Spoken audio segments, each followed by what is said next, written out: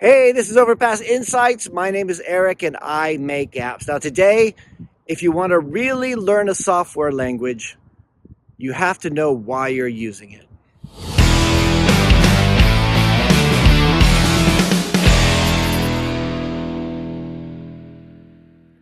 All right, so it is evening here. I've just finished working in Northampton. It's a beautiful night. The sun's just going down, and I'm just having a really good day, but tired, really, really tired today.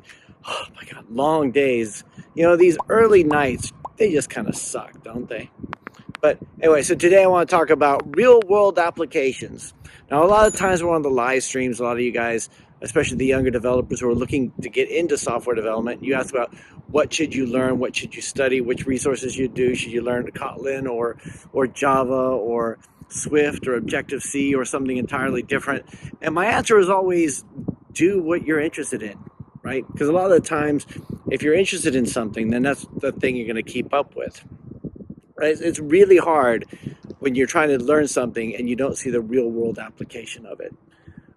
This last weekend, I was trying to teach myself a little bit of blockchain development, like doing things in Solidity and creating smart contracts and all this kind of stuff.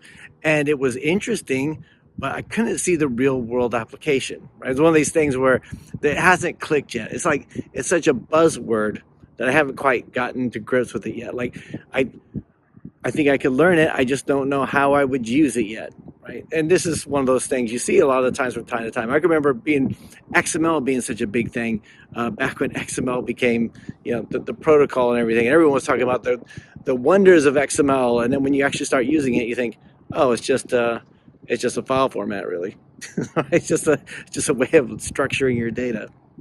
Right, but for a while, the XML was the answer to everything. It was just this magic thing, and it seems like blockchain is that way too, right? Quite a few years ago, when I was working in an investment bank, I was working on this application. It was just done in ASP.NET, and it was just this simple little thing with a simple workflow where you took something, the status of like a request would go from pending to in progress to active, whatever.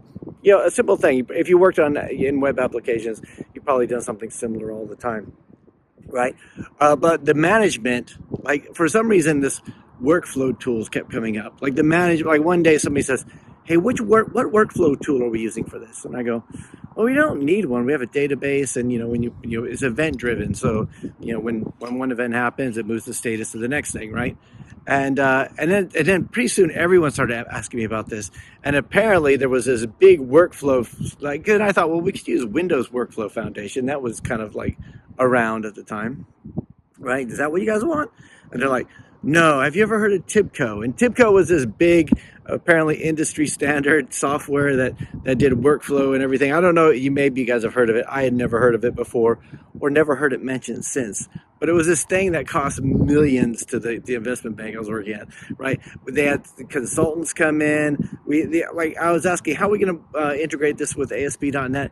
Nobody really knew, but the management were really, really eager to use it because they wanted to put it on their CV.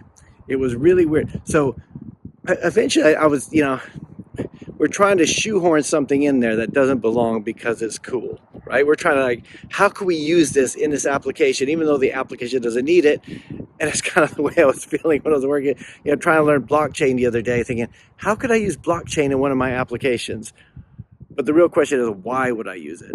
And then the thing is, like, if you could think of the real world applications, it's easy to learn something. Like if you're thinking, how can I use this to make my app? How can I use this to make my own game? How can I use this to do this? It's a lot easier to learn it than I'm going to learn this language first and then I'm going to figure out what to do with it later. So, it's always that real world application that's important.